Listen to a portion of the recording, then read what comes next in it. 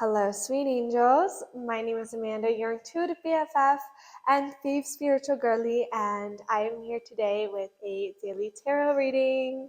So, congratulations, guys. We made it past the full moon, and you know what this means? That we are being reborn again. So exciting. And I say this with like heralding good news because we just got not only the death card right here, right, which is our immediate past. We just experienced this huge purging process. And it was a lesson in surrender for a lot of us, for the collective, right? How deeply can we surrender our attachment to expectations, but not only our attachment to expectations and outcome, but our attachment to our emotions. Sometimes we become our emotions instead of witnessing our emotions and allowing them to rise and to fall like the waves. Sometimes we actually attach ourselves to the emotions because then we kind of like to make excuses, and it has nothing to do. And you can, like we all do it. I mean, I do it. I was sick and I was just like, ooh, I kind of want to lead with this because then I can get sympathy. But like that was my ego talking. That wasn't my truth, right? So sometimes we attach ourselves to certain things because it's easier to just sit in that state than actually pushing forward and moving forward and evolving. And that's just the ego coming in to try to keep us stuck from reaching and accessing our divinity. However, we just experienced this massive death and we are resurrected, my friends, with the full energy. We are beginning again. This is a cycle. When we look outside with nature, we see cycles all around us. And they also want me to mention that, like, we were kind of attached to the outcome and how things were going to end. And when they didn't end in the way that we quote unquote anticipated, that actually threw us for a little bit of a loop and like brought up a lot of triggers within us to honestly like work through. And so these challenges are actually just wise masters here to show us how we can level up in life. When we take that perspective, we can really learn and seek wisdom and seek guidance from the lessons in life, learning how to up level and to lead with our divinity as opposed to leading with our ego. So here we just died. Now, today, you probably feel this fresh new energy coming in, and it almost just feels like a stillness, like a beautiful cleansing has occurred. So just know that the slate, every single time you wake up, one is always fresh, always clean, and it's ready for your co-creation and your artistic brush to paint on this blank canvas. And I feel like that's what you're doing. Um, Here, what they also want to talk about next is now with this like beautiful new energy of the full, this fresh new start. We kind of made it over the mountaintop, right? Like, oh my gosh, yes. Maybe we are just sitting in that restful period right now before moving again, and that's okay. But they want to talk about the Seven of Cups. So, what they're saying is like the Seven of Cups is visualization, but it can also be wishful thinking. So it's like this wishy-washy energy, right? Like, do I stay? Do I go?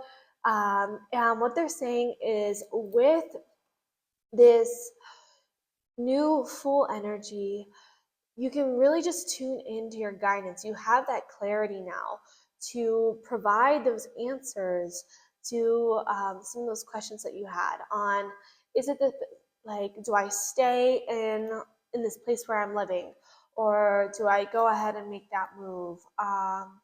And I just kind of feel like you have this new perspective on life. And with the Seven of Cups, one, it's really important to visualize. Just visualize your highest outcome and ask your angels to guide you in your everyday life. Like, what steps can I take today to actualize this? If your highest outcome, you feel such peace and gratitude, in which ways can you feel peace and gratitude right now in this present moment? Because although it might not be like you might not be physically, or I don't want to say this, what you're visualizing might have not materialized yet, like by sitting in that energy, um, it's going to align with your vibration. So with the Seven of Cups, I feel like one, you're getting clarity to a lot of those like lingering questions that were still on your mind of like, again, it could be a relationship, it could be a job. I feel like it has a lot to do with like your attachments to the material world. And yeah, that has to do with relationships as well. Just allowing for peaceful endings to lead to new beginnings, and allowing for that clarity to come through on the next steps that you need to take, knowing that you don't have to take a lot of steps all at once. You can take just 1 or 2 steps a day, and that's okay. Be gentle with yourself, remember. Here we have the King of Wands. So the King of Wands, like, you just feel this beautiful inspiration coming over you. Like, I just feel, bless me. I just feel this, it's literally like a cleansing process, like it's a purging and a cleansing. And with this King of Wands, it's the fire within. Like, you kind of feel that fire being reignited within you right now. And with the overall energy of the Magician, you understand that you have the magic within you to create whatever it is you want in this world. And you're no longer held by the attachments and of your emotions, of what people expect of you. And you're using this new energy of the full moon, of this recent purging process, to actually create what you want to create.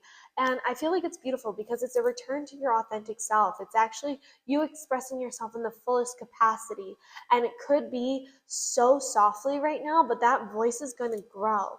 So just do one thing right now that brings you peace, that brings you joy, that lights you up. Because with this new energy, what they're saying is that the slate is clean. Like, you have up leveled. It's almost just like, whoa, you woke up and you just feel in alignment with a higher vibration. So overall, this reading today, congratulations, we made it over the peak of the mountain. Oh my gosh, yes.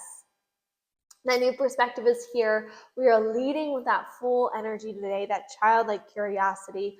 You're seeking and getting answers to those questions, getting further clarity on your journey. Which path should I take? The path is open to you because you're following your heart. You're allowing that divine guidance to flow through you. And you're really allowing that spark, that fire within you to purge anything else that no longer serves you, but also to allow that to lead you in whatever way you feel called to go.